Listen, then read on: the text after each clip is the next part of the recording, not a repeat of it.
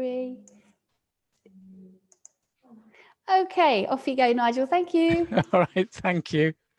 Okay, I'm the estuaries officer within AONB, and during the day job, I'm working with the local community to look after our wonderful estuaries. But as Nikki just said, I also have a sort of voluntary job as a bat warden for Natural England. This I do mostly with householders, working with them to help them understanding bats and maybe get them through some issue or problem that they think that they have with their bats. So I spend some of my evenings going up and down into people's lofts and rummaging around their attics, looking for bats and the signs of them. Bat droppings are very much bread and butter, but occasionally, if we're really lucky, we'll find bats. Let me just use the laser pointer a second, in a crevice. As I'll be explaining later, quite a few bats prefer to be in nooks and crannies and crevices rather than hanging nicely out in the open where you can see them. Unfortunately, bats are creatures of the night, and as we all know, many creatures of the night have a sort of certain mythology about them and from the dark side.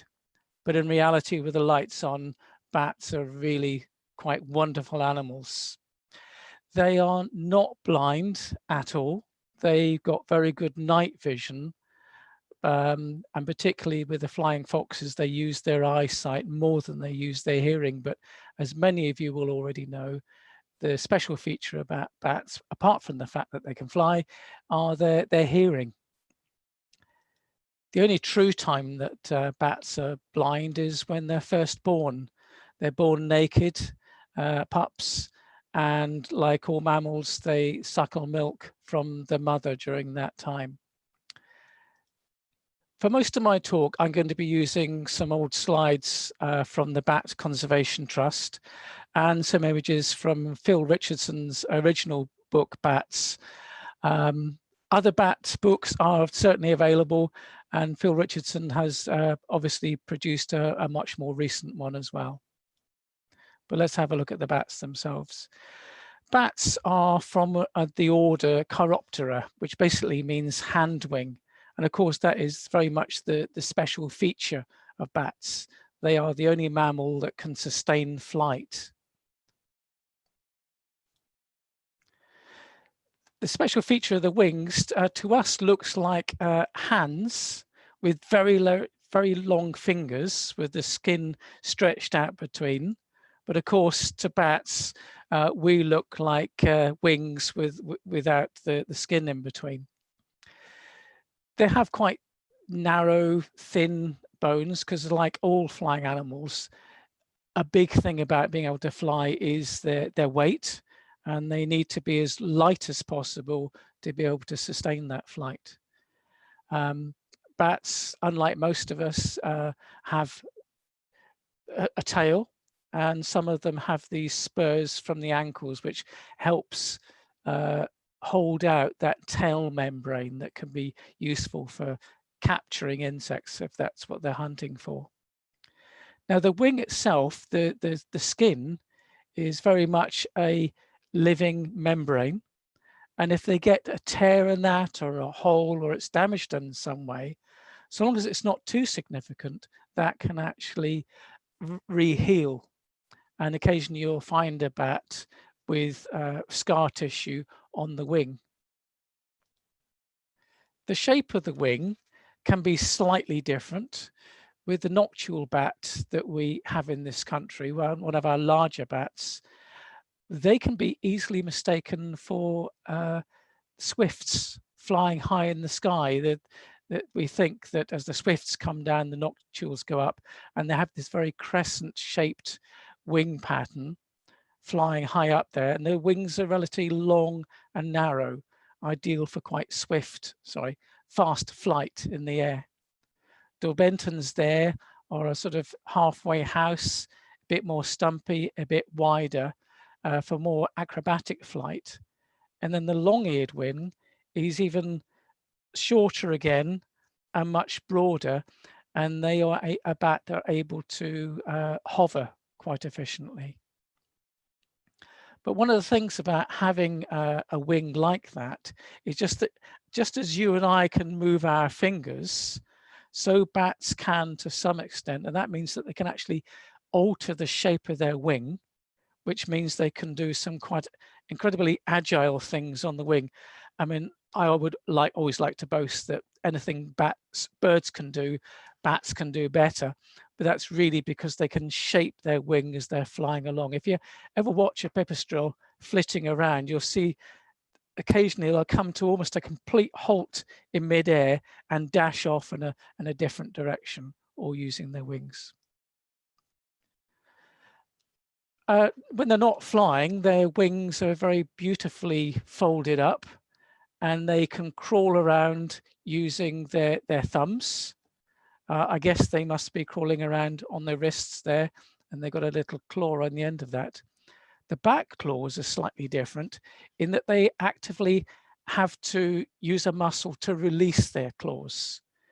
Bats, like flying foxes, when they're hanging from a branch, it's a very passive thing that they're doing, and to fly off, they actually have to actively release those claws. Bats form about 1/3 of the mammal species, and it's the same in this country. This is quite an old slide, and now we reckon having about 18 species of bats in this country. I say about because every so often we discover that one bat that we thought was one species is actually two by looking at its DNA. And one or two bats are able to migrate across the channel as well. So something like the mouse-eared bat, some years we don't have them and other years we seem to.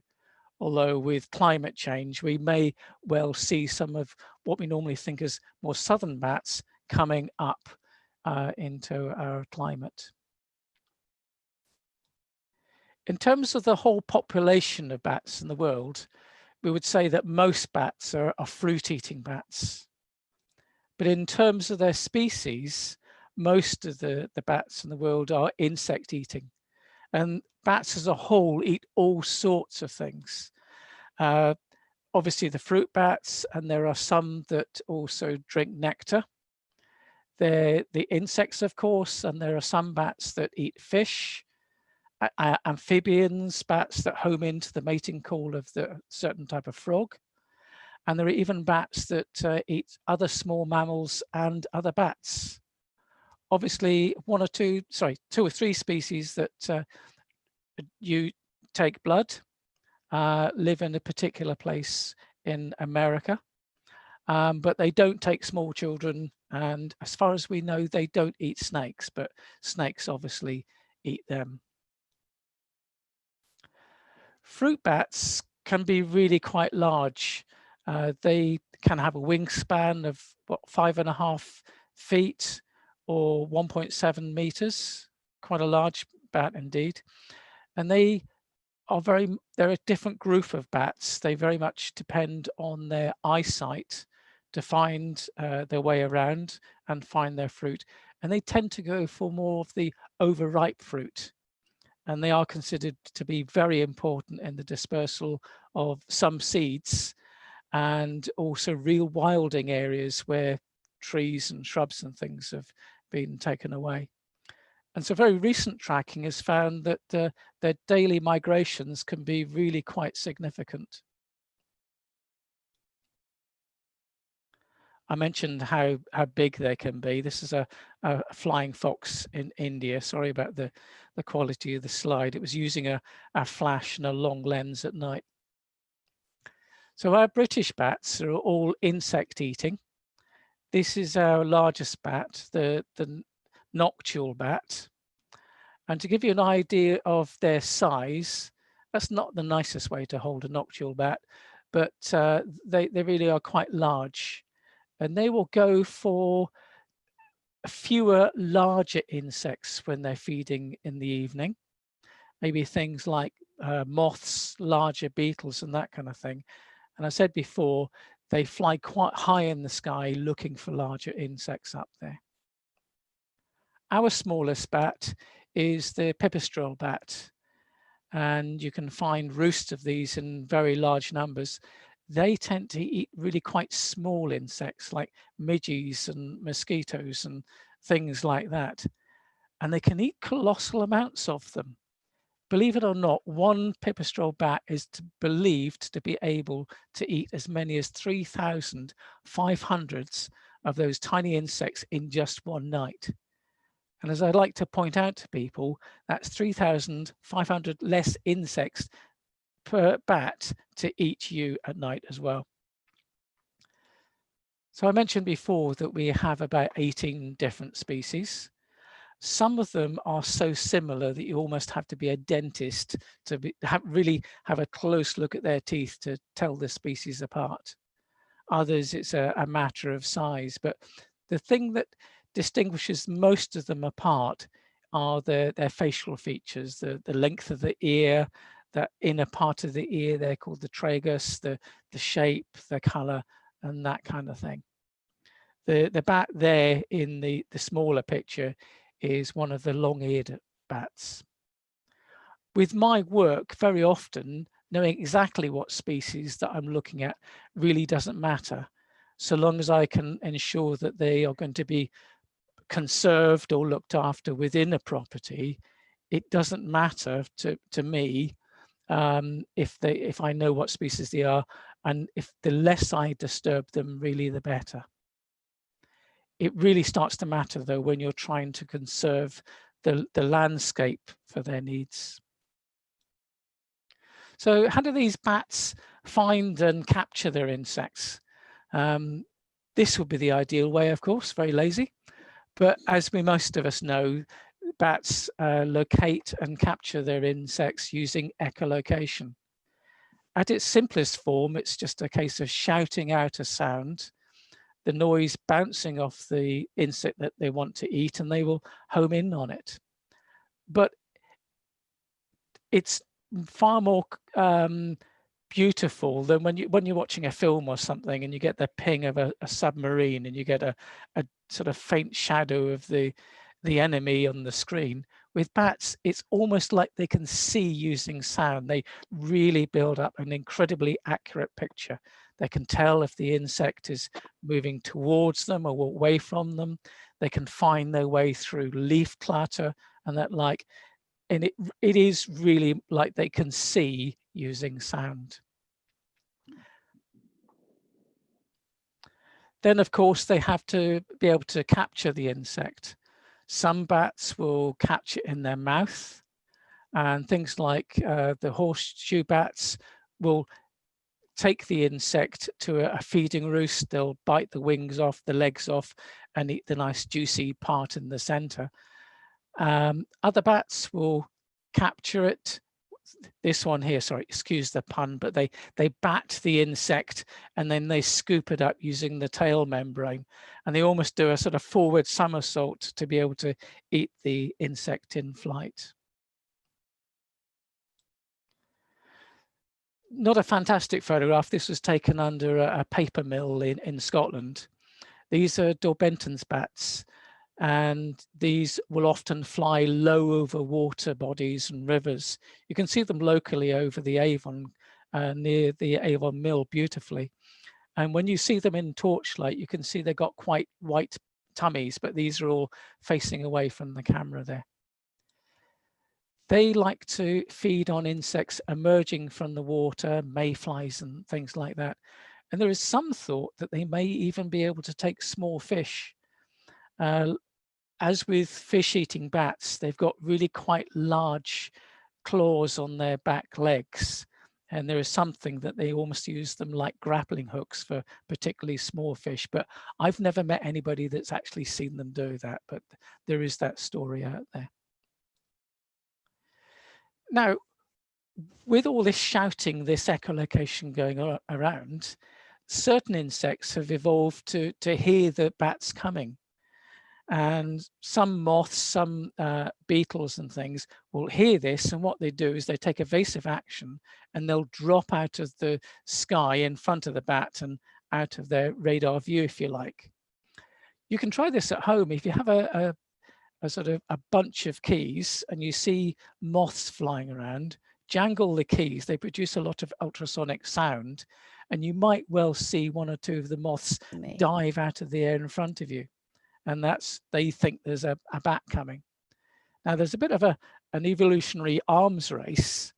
Some bats have evolved these huge ears, and what they tend to do is they whisper their shout, if you like. And of course, that gives you a very soft, very quiet echo. So they need these huge ears to be able to hear that. These long-eared bats have ears almost as the length of their body again. And there is some thinking that what happens is the sound reflects off the back of the ear onto this special part of the ear here called the tragus, and then down into the ear itself. It's you know, we've been talking about it very simplistically, but it's a very beautiful system that they have. Now, when you've got ears that big, there is something else you can do with them. With ears that special, you can actually hear insects crawling around, maybe on the leaves, or even insects warming up to fly. And there are some species of bats, like the long-eared bats and the natterers, that are able to hover up to the leaves of trees and pick the insect off their leaf. We call these the gleaners. Now, the horseshoe bats have a special nose leaf, and they don't shout their echolocation through their mouths. They actually shout their echolocation through their noses. And then the nose leaf is a bit like a lens and reflector of a flashlight. They actually direct the sound into a more concentrated beam in front of them. And what they like to do very often is they'll roost in an overhanging branch of a hedgerow or a tree. They'll echolocate there, looking for moths and beetles and things flying past. And when they detect one, they'll swoop down, capture it, take it back to the roost. And like I said before, they'll eat the juicy bit in the middle. There are many different places where bats roost during the day. Before we started building houses and the countryside was covered with more mature trees, it's generally believed that many more bats used to live in the trees. You know, the trees were old enough to have holes, and the bats would have been in there. So this is a bit like Spot Wally, isn't it? Spot the bat in the picture. And of course, in caves and caverns and things. But as we've removed more natural features from the countryside around us, we've more or less forced them into houses alongside us. So some of them will indeed come right into the house, they'll come through gaps, maybe in the tiles, places where they can fly straight in. But there are several bats like the pipistral that will actually be very happy on the outside of the house. And very often people will get quite frightened. They got bats in the house, and you point out, well, actually they're not in the house at all. They're just underneath a few roof tiles or something. And then there are, of course, bats that like to hibernate in the winter, will do so in deeper caves or occasionally in deeper trees, somewhere that's really quite moist, because the wing membranes are particularly sort of delicate to drying out, and they like places generally that the temperature doesn't change too much. But I should add at this point that bats don't read. They haven't read the rule book, and so often we will find bats that just don't follow the rules.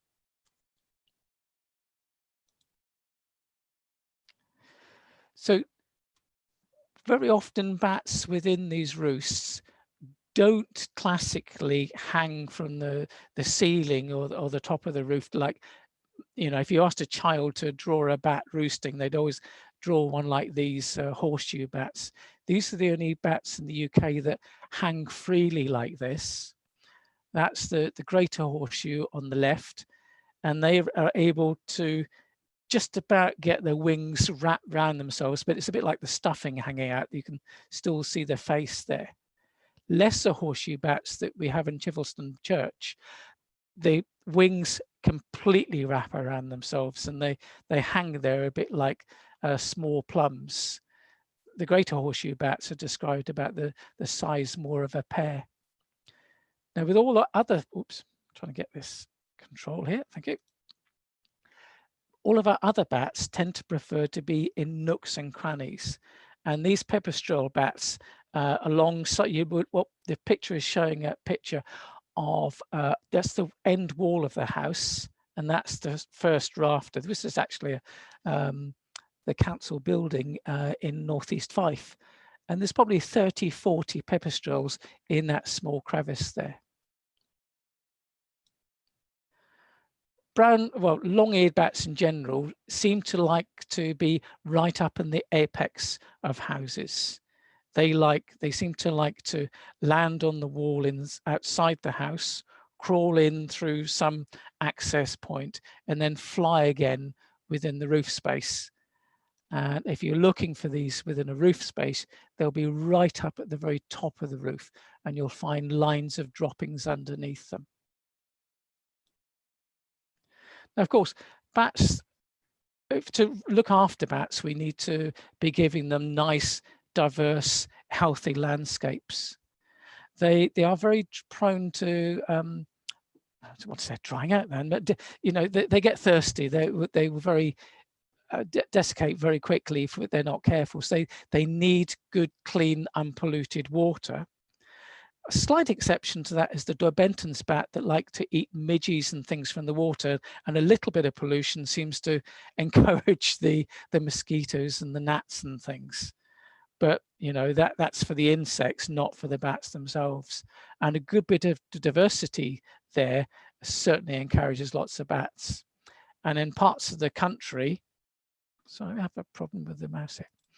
Parts of the country where we have lots of monoculture crops, there may be large amounts of insects there, but you know, monoculture crops tend to sort of support monocultures of insects, if you like, and they may be only hatching out a particular time of the year, and that doesn't support a good population of bats.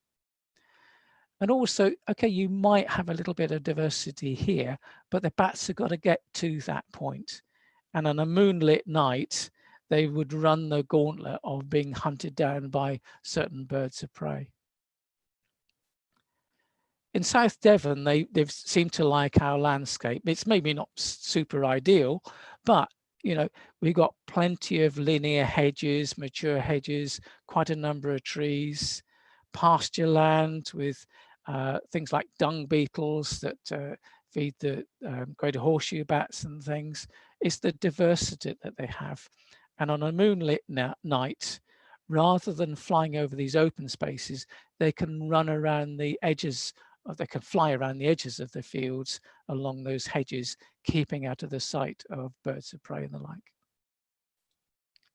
So what we have locally around Chivelstone are the lesser horseshoe bat in the church.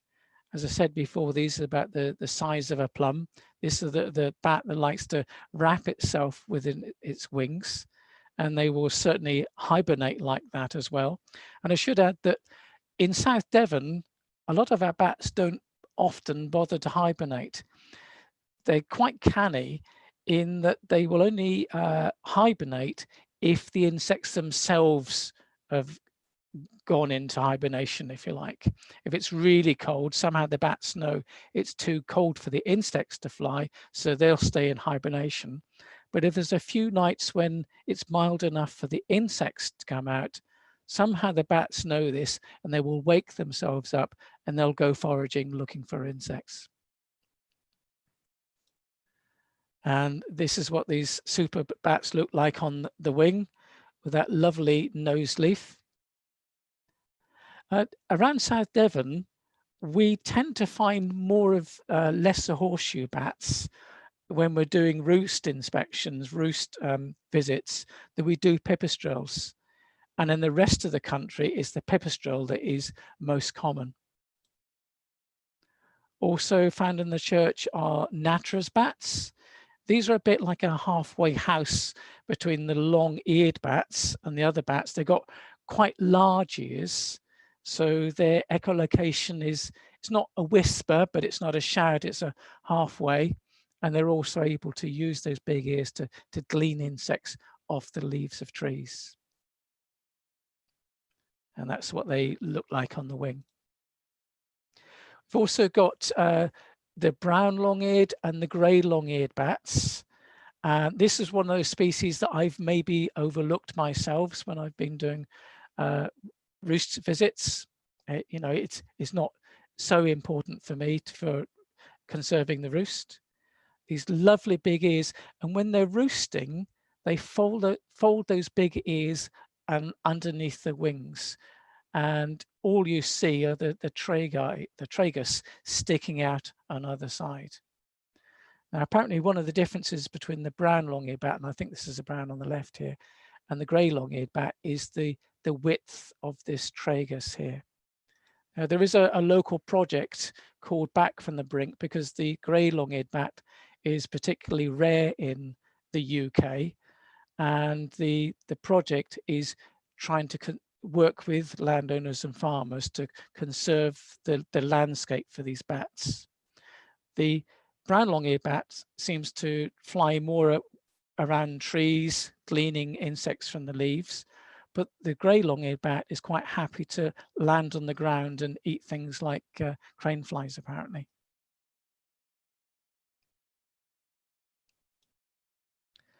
+20 years ago, when we lived in Torcross, we had a brown long-eared bat. I think it was a brown one, actually, handed in to us. It'd been found in South Devon, and it was blown up a bit like a balloon. We call it balloon. We think it maybe been caught by a cat. The vet that we showed it to thinks that it had a little tear in its skin, and as it tried to fly, the tiny tear acted a bit like a one-way valve. So as it tried to fly, it was pumping more and more air under its skin. So we kept the bat very quiet. I'm afraid we had to puncture the skin to let the air out. We kept it quiet.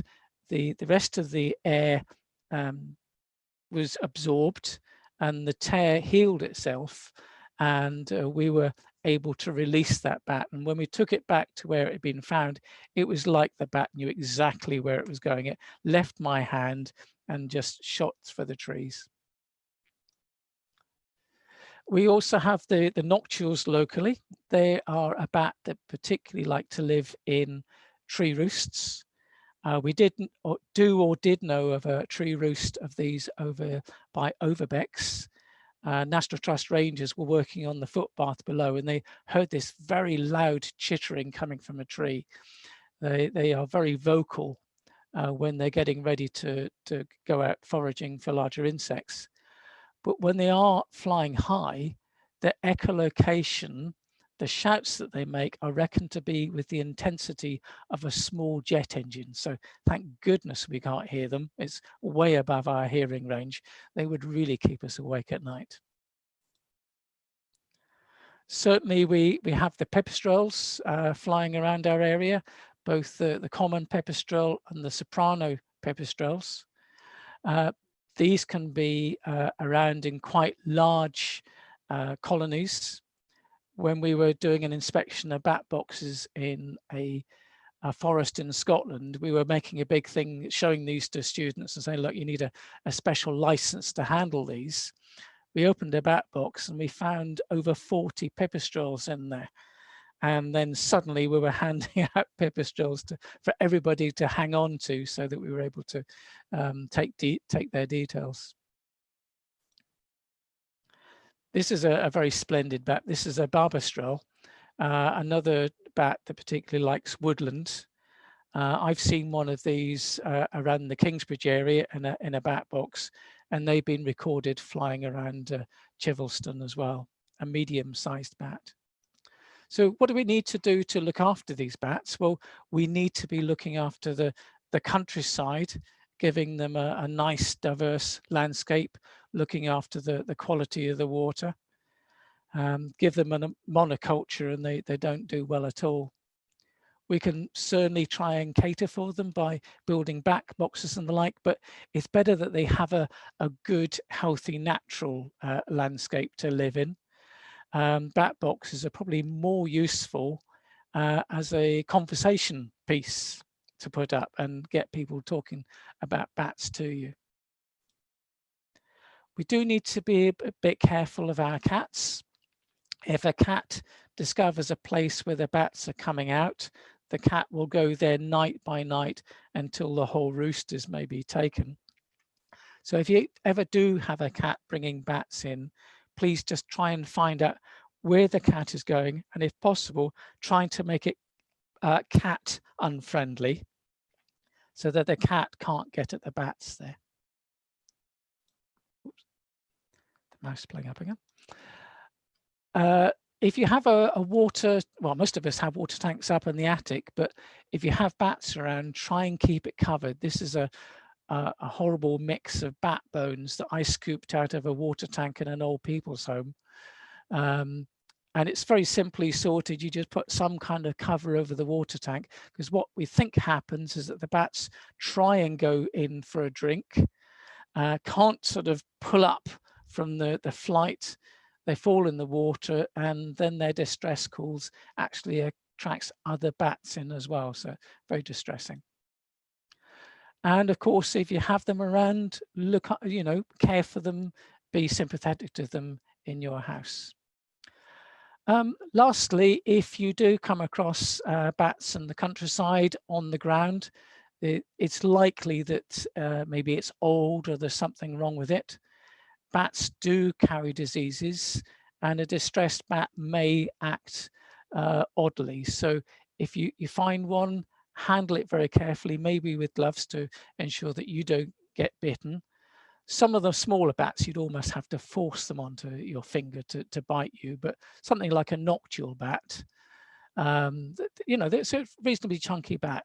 So the best thing to do is to place them out of the sun, out of the reach of things like cats. They do dehydrate very quickly, so the best thing to do is maybe offer them a bit of clean water on the end of a paintbrush.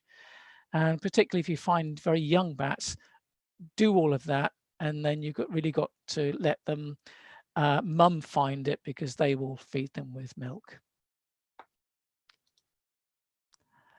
I will gladly later on take any questions and hopefully help you. I will now stop sharing and hand this back to Nikki. Thank you very much.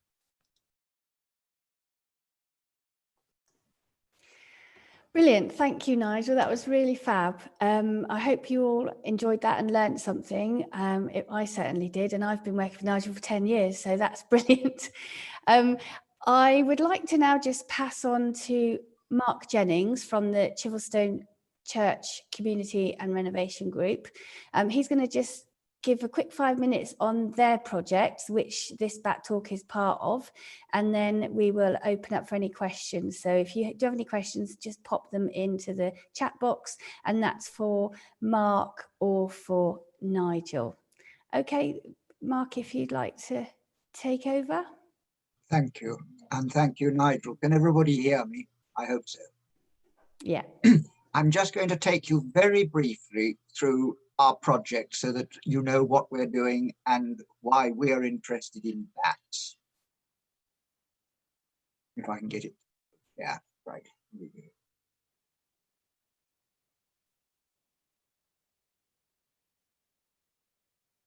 We started this project. The church in the picture is Chivelstone Church, and that is Chivelstone. You can see the whole of Chivelstone in that photograph. So it's a very large church, dating back from the 14th century, and there was a previous building underneath it, even older.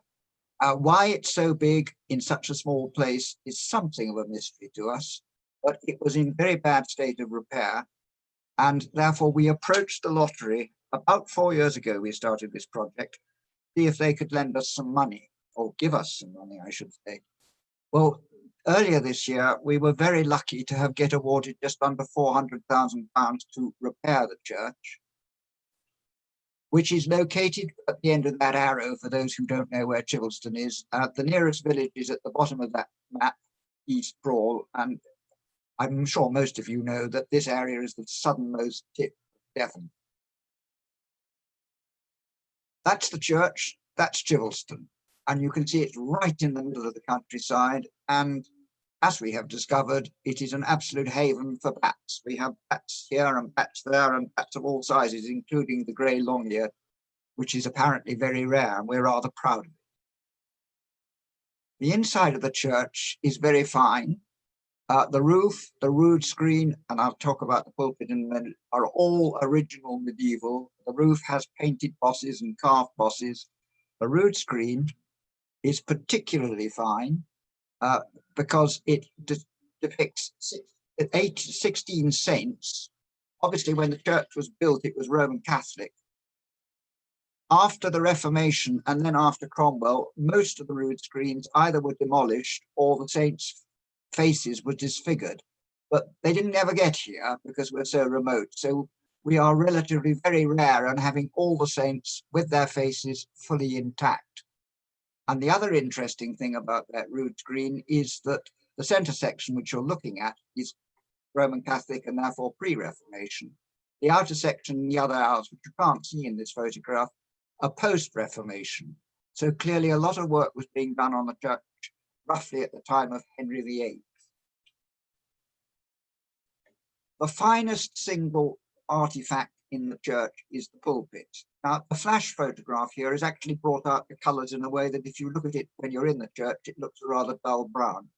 If you look on the left of this photograph, we have a similar, there is only one similar pulpit that we know of in the world. It's in Holme Church, which is also in Devon. You can see it's been restored. Luckily, we now have enough money to restore our pulpit. And the unique thing about this pulpit is it's made out of one bit of wood. It's one oak tree carved out, and it's still used. During our development phase, we have discovered that we have wall paintings underneath the plaster. We've had some of them slightly uncovered. We're hoping to get money to uncover them. The way they uncover them is simply to chip one layer of paint off after another. It's very long, laborious basis. They date from the early 18th century. That's a picture of the churchyard looking the other side of the church. Because we are so near to the sea, we have a lot of connections with the maritime. And we have wrecks, we have graves of shipwrecked sailors. And the bottom picture with the gravestone leaning against the wall is actually the mass grave of 8 or 9 sailors wrecked in the Marana at the end of the 19th century.